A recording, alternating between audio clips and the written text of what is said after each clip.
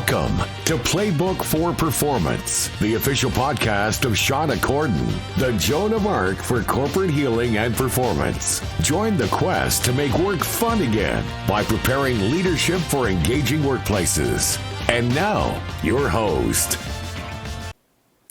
Hey everybody, welcome to another edition of the Playbook for Performance podcast. It's been a little bit, and we are working hard on some new changes to the website, our offers, and things like that. And so what I really want to cover today is the essential skills for the effective leader.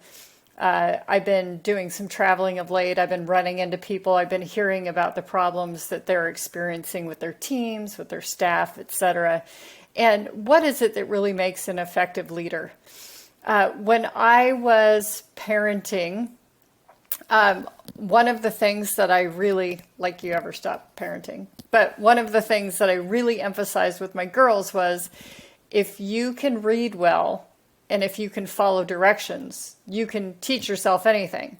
And we certainly know that's true from YouTube tutorials. The other day I had to replace a soap dispenser in my mother's sink, and getting under the sink and replacing this thing that we would have had to pay someone a lot of money to do. I was able to teach myself how to do it.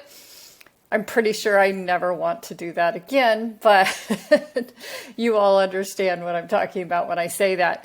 And so when it comes to the leader, what is the equivalent of reading well and following directions? And I think there are three things that are essential for leaders to really perform well. And I talk about this, quite a bit when it comes to what's going on for leaders today and the amount of change that we just face regularly. So one of the things that I think is really critical is setting the vision and being sure to articulate what the end state looks like. So even if you were hiring your own personal trainer, you would want to express to them, hey, this is why I'm hiring you. This is what I want this end state to look like for me. This is my body fat percentage. This is my strength level, whatever it might be.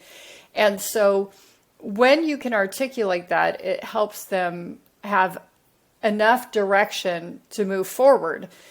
And then as a leader, you can help them overcome any obstacles that come up. And for some people, they really need the help in translating that vision into actionable steps. And this is true for leading ourselves as well.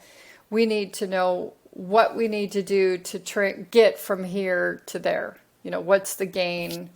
What's the gap that we're facing? I also think we need really clear expectations and agreements. So sometimes as a leader, we have clear expectations for ourselves of what we want others to do, but it doesn't necessarily mean that people are signed up for it. And so how do we make sure to incorporate the agreement part that says, hey, this is what I'm looking from you, for you, and here's, are you on board with that? Do you agree with that process or that timeline or that availability? So we really need to check in with people on that. And we need to communicate it in a style that really helps them in terms of adapting to what they need to hear. So I do a lot of work with the DISC. And the DISC is a personality assessment that sorts people into 4 personality types and subtypes. And the D style wants, direct, bullets, don't take more time than you have to. If you're going to walk into a meeting with 20 PowerPoint slides, you're going to get cut off at slide 2. It's like, get to the point. For an S style, who really likes to keep the peace, they really want to ease into it. They want to build connection. They want to feel comfortable, and they want to set the context for things. And if you're trying to use bullets to communicate to an S style, they're probably going to feel offended and used. And if an S style tries to come in and use their own style with the D and not get to the point, the people are going to get really frustrated. And so as a leader, The joke is, well, what kind of leader were you today? Well, which of the 12 that I was? Because we have to adapt our styles to what's going on for our employees and their personal styles. So really adapt intentionally. And then the third is just making sure that once you know your employee has a value match, that they're on board, they want to do what you want to do, etc., then you really look at their capability. Do they have the training and the tools to do that? Or do they have the capacity? They might have the training and tools to do it, but they're so overloaded, they can't do it.